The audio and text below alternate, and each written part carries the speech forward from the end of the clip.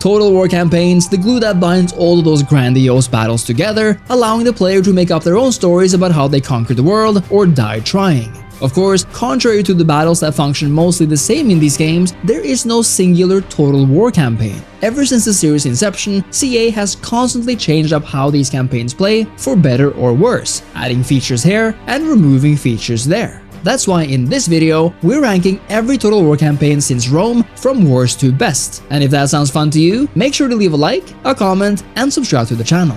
Now there are a lot of Total War games and DLC out there. But if you find those Steam prices to be a bit high, you can always find a discount on Instant Gaming, whom this channel is proud to be sponsored by. This is the world's biggest game key reseller where you basically find anything for any modern platform, and in our case, that's Steam. And as you can see, even when there's no discount on Steam, Instant Gaming's got you covered with insane savings. And you can even save big on brand new games. I've used it myself and I'm very happy with the offerings, so make sure to check out Instant Gaming, especially if you've been looking for big savings in strategy games. And make sure to use my affiliate link down below to support the channel further. Now I want to make a little disclaimer. This is a list made from my desire to combine personal preference and a semblance of technical objectivity. I might like a campaign much more than the ranking suggests, for example, but they've still landed where they are because of what they technically offer on a holistic campaign level. I also think every Total War campaign has something going for them. These campaigns are never downright bad on their own, I think, but in comparison to other titles in the series, they can be letdowns, disappointments, or just worse, which of course ideally shouldn't be the case. Oh, and for the sake of ease and because they're basically all the same game, I'm bundling together the Warhammer games into one campaign and the one I think is the most relevant, namely Warhammer 3 Immortal Empires. And with that out of the way, let's get right to it.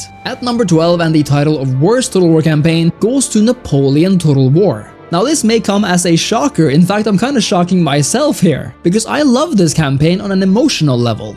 I love the time period, love the visuals, I love the music, and I love that Napoleon added a few important things like attrition for armies and the ability to liberate cities or just generally choose how to occupy them, at least after Empire. But Napoleon's campaign, if you think about it, doesn't actually offer that much. Its city and building system is still using Empire's lackluster limited version. We're using Empire's population and town system, but because Napoleon takes place over the course of just a few years, we're not experiencing the same growth of towns and the map filling out like it would in Empire. Napoleon offers similarly great naval battles as in Empire, but because of the map scope, the ocean doesn't really mean all that much here, at least when playing against the AI. And the map scope is important here. Because Napoleon's map is cut off like it is, you feel like important parts of the world are just missing, like Anatolia and Egypt and North Africa, for example. And because of either the length of the campaign or the legacy of Empire, there is no family tree in Napoleon either. There are further no massive events that spice up the game, and only very minor technological advancements experienced within the campaign's time frame. It is sad to put Napoleon as the worst campaign, because in my heart it is in fact one of the best, but for all of these technical issues, shortcomings, and just general facts, I have to put Napoleon here because of everything it misses out on compared to other campaigns. And I think that Napoleon's general saving grace here, at least for me, is its time period, its visual beauty, and its general polish compared to the game it was based on.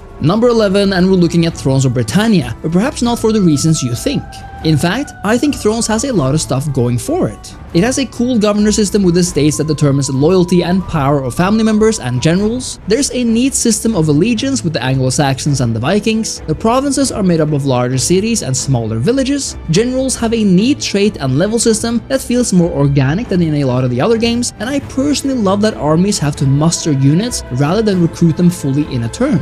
But where Thrones treads wrong is kind of everywhere else. At its core, Thrones' biggest downfall is that it's just not appealing. Britannia is recreated in a kind of murky, unappealing way, so much so that it never feels exciting to play. The factions feel very similar to each other in a bad way, and I think a lot of it comes down to the fact that Thrones uses Attila's engine, which in this setting makes everything look muddy and brown and green and just weirdly colored and shaded. And add on top of that the poor performance. there's no population system here. The trade system is kind of ambiguous and automated in a way that can be hard to understand, and I think the fact that both Normandy, Norway, and Denmark are lacking from this map makes this Viking Age game feel unrealized and too narrow, especially because this game actually features naval battles, and it would have been so cool to play as, say, Norway and send ships across the sea, or play as Wessex and muster a navy to stop the Viking invasions. Despite having very unique artwork and some cool menus, and in fact featuring some surprisingly great music too, Thrones feels like it's lacking personality, and it's a big shame because it could have been a really cool medieval-like game at the end of the day. At number 10, we have the ever-popular Rome 2. Now, Rome 2 offers a fantastic campaign map soundtrack, some amazing visuals, a large scope, and numerous and diverse factions. On the surface, Rome 2 comes across as fairly awesome,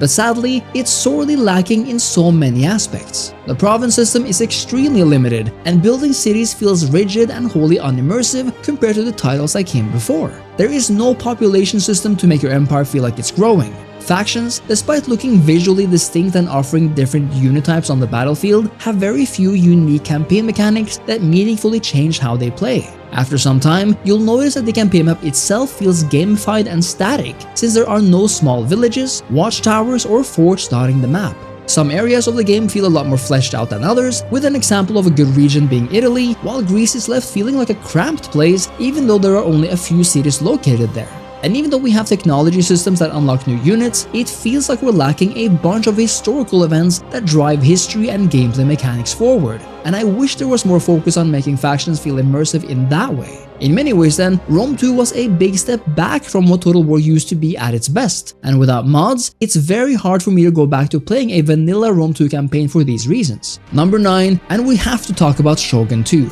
Now don't freak out. Shogun 2 is a great game and offers a good campaign. It's got a decent province system similar to Empire, it's got a family tree, the map of Japan is beautifully renditioned, we have a cool few events happening throughout the campaign, the game is challenging, and of course, we're dealing with the age of the samurai here, which is a plus in itself. But other than that, Shogun 2's campaign can feel just a bit bland. The soundtrack is very much in the background and comes across as anonymous, the map can't really be altered with forts, and a lack of population systems prevents new towns from popping up like in Empire. Each faction can feel quite similar to the next, which unique faction mechanics could have helped fix. I think the biggest shame is that there are very few Japan-specific mechanics here, meaning that a lot more attention should have been put towards making each faction feel distinct, but also share in some Japan-wide cultural mechanics that made Shogun 2 feel even more unique. Let's not also forget that the AI is unreliable at best, that realm divide can be a bit finicky and arbitrary, and just the fact that Shogun 2 could have had a lot more spice to it. And at the end of the day, I think it ends up as a good campaign, but one that just feels quite bland and vanilla. At number 8, I'm going to have to put Three Kingdoms. Now, in many ways, Three Kingdoms offers a fantastic campaign. It has some of the best diplomacy of any Total War game, its faction leaders offers different strengths and ways to go about unifying or destroying China, its campaign is largely story or event based with unique missions, its characters have fairly interesting trait and ability systems, and I really like how there are different tiers of rulership on the path to becoming emperor. In other words, there's quite a lot to wrap your head around here, which is all well and good. But to me, the campaign never quite clicked. The one big landmass of China makes for a very uniform and geographically non-interesting campaign. The UI is cluttered and hard to look at. Again, there is no way to influence the way the map looks, so you can't set up choke points with permanent forts, for example. The province system is similar to what we have gotten used to by now, which makes the campaign feel rather rigid and as if you're just moving from point to point. And to me, who doesn't know all that much about Chinese almost mythological history, there are so many faction leader-centered factions here that it's tough to wrap my head around who anyone is and why they're doing what they're doing.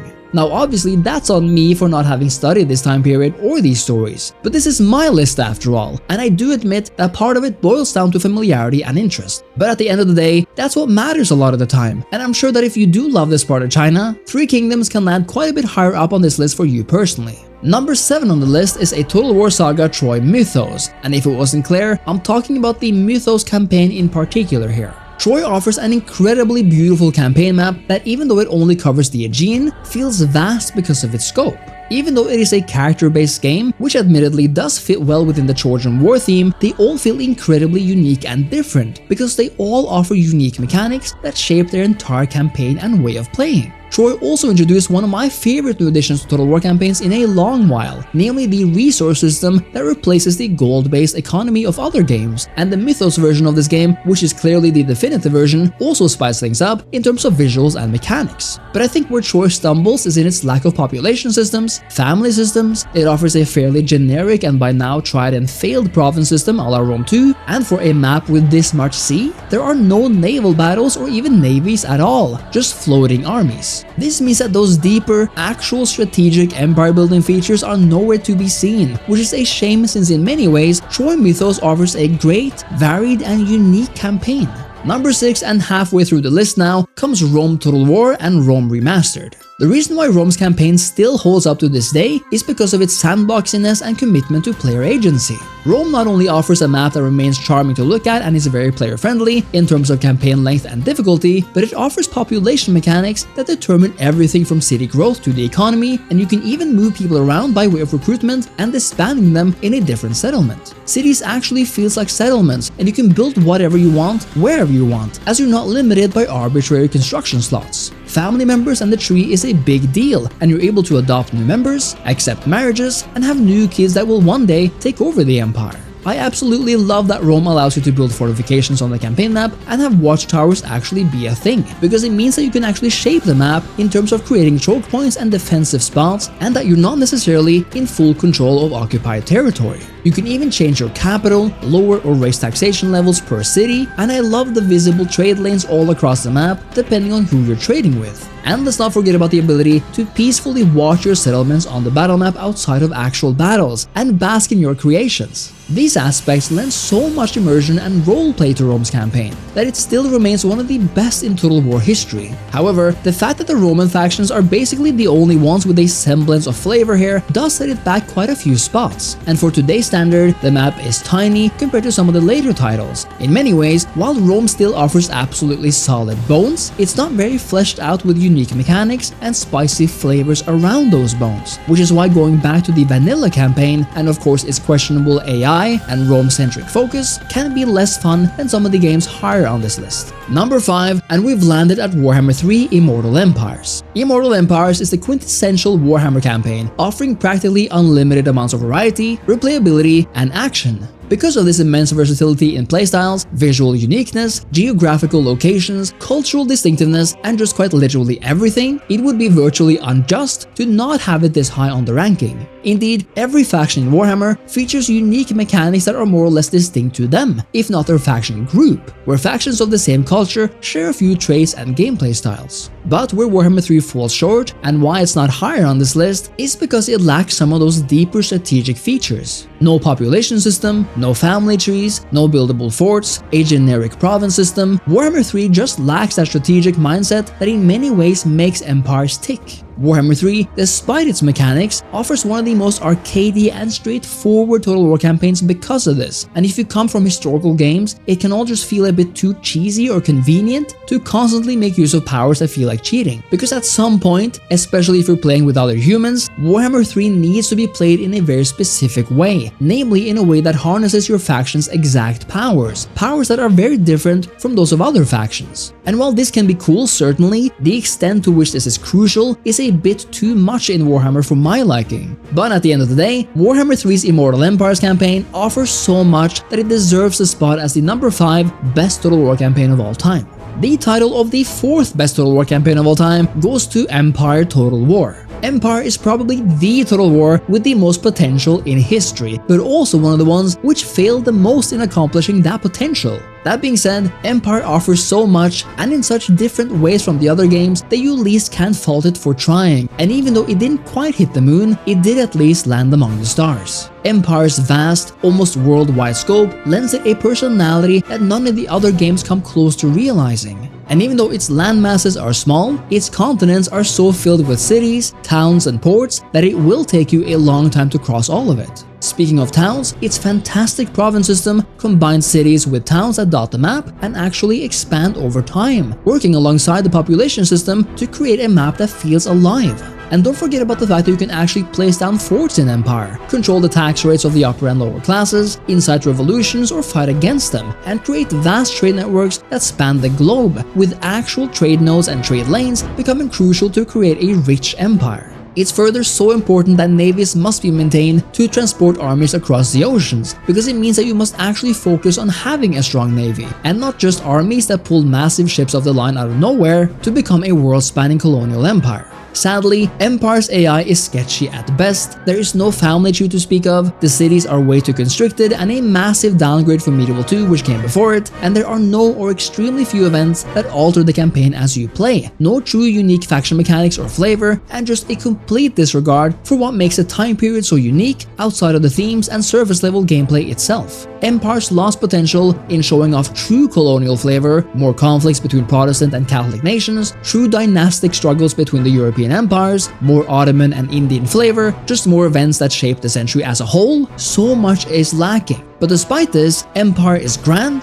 unique, and still so much fun to play, and earns it the 4th spot on this list. We have made it to the final 3 now, and the bronze medal and title of 3rd best Total War campaign of all time goes to Total War Attila. Despite being a close sibling of Rome 2, Attila revamps the campaign to become one of the best ones out there. With a completely new governor system allowing you to maintain immersive control of your empire's provinces, an actual family tree and royal marriage system, which is arguably the most in-depth in Total War thus far, a fertility system that tracks the viability of raising farms and producing food in the various regions across the world, and with a horde system that allows anyone to pack up their kingdom and become a migrating army, and you have a campaign that is more versatile, more dynamic, and more brutal than ever before. Add on the fact that Attila's campaign setting itself pits massive empires against up-and-coming versatile horde armies, constant rebellions, and medium-sized kingdoms waiting to stab you in the back, and we have a campaign that feels intense and varied no matter who you play as. Of course, as the number 3rd campaign on this list, even Attila lacks a few basic features. The game is a performance mess which can impact the experience in a very negative way. It lacks a proper melodic and immersive soundtrack. The province system is copy-paste from Rome 2, meaning a restricted building system, mostly boring minor cities, and no population mechanic, and indeed, there is no way to lay down forts or alter the map in an immersive way, even though it's now possible to completely wipe out settlements or set up shop somewhere else as a horde.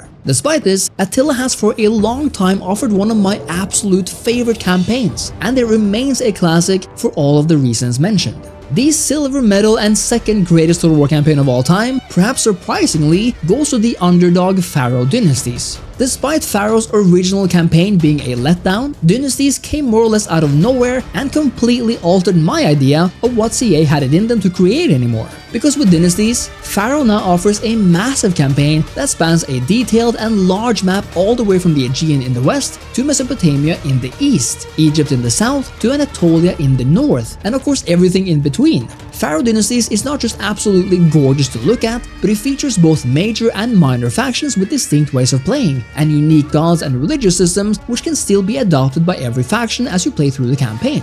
I love that there are grand kingdoms here with unique royal courts, which every faction can find themselves belonging to, but becoming the actual king of each takes more than just being a powerful faction. In other words, you'll have to focus on both the matter of conquest and the matter of intrigue in the court, spending court actions and other resources to maneuver your way forward. With Dynasties, Pharaoh actually implemented an amazing royal family system with royal marriages across the world and even infiltrations of other dynasties and factions, allowing you to place a family member on their throne, and depending on what you accomplish, your actions are reflected in what your dynasty is known for. Even though the province system remains a similar version of the one in Rome 2 and after, at least we now have to manage a workforce system that simulates an active population. And more than just cities, little outposts now dot the map, which is a basic but still welcome version of the one found in Empire, and it makes for a more lively and lived-in campaign map. With ancient legacies, each faction can now pursue a flavorful path through their campaign depending on their playstyle, and even though some of these legacies should have been universal mechanics, it's a good way to make each playthrough feel unique and lends them a sense of personality, especially since the legacies are unique to the different kingdoms. The amazing resource system returns from Troy here, and even though I would like a basic trade system working alongside it, it makes for an immersive economic system that makes you pay attention to the various parts of your economy and the cities you need to occupy next best to keep your engine running, especially since your armies also run on the various resources like food, bronze, and gold.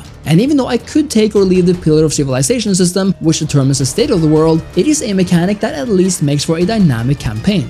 Pharaoh Dynasty's campaign could have used a more melodic music to give it a bit more personality. I wish outposts could have been built by armies themselves to make the map feel even more immersive, and I wish we had an actual population system which had an impact on available units, cultures, and workforce in a more immersive and less abstract way. But on the whole, Pharaoh Dynasties offers such a great campaign that much of this can be forgiven, and it's truly become one of my all-time favorite campaigns, despite not taking place in a time period I'm particularly a big fan of. Exactly because of all of the different systems working together here. And finally, the gold medal and title of the best Total War campaign of all time goes to none other than the legend, the GOAT, the only Medieval 2.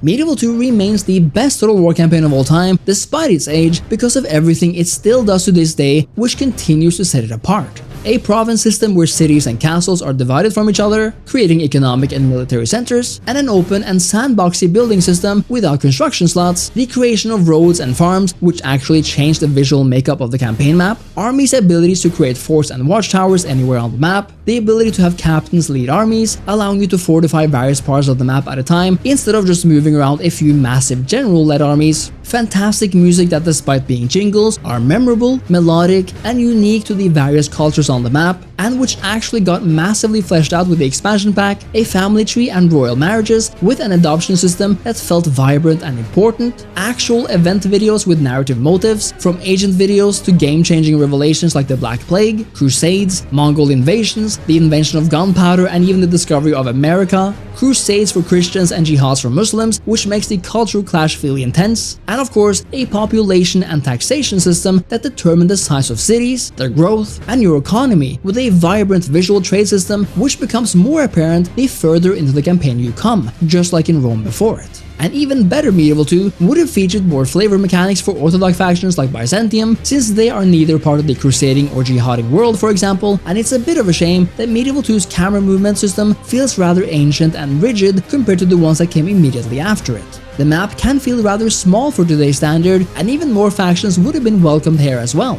Before its time, and even to this day, all of these features and their coming together means that Medieval 2 still offers the best, arguably most dynamic, and the most quintessential Total War campaign experience of all time. One that remains classic and beloved for a reason, and one I hope CA will know to replicate in the near future. That was my ranking of the best Total War campaigns of all time, with the top 3 being Attila, Pharaoh Dynasties, and finally Medieval 2 as the best one. Let me know your thoughts on this list and if you agree or disagree, and make sure to leave a like, a comment, and subscribe to the channel. Also make sure to follow my link below to Instant Gaming for all your discount gaming needs. Thank you so much for watching, and I'll see you next time. Cheers!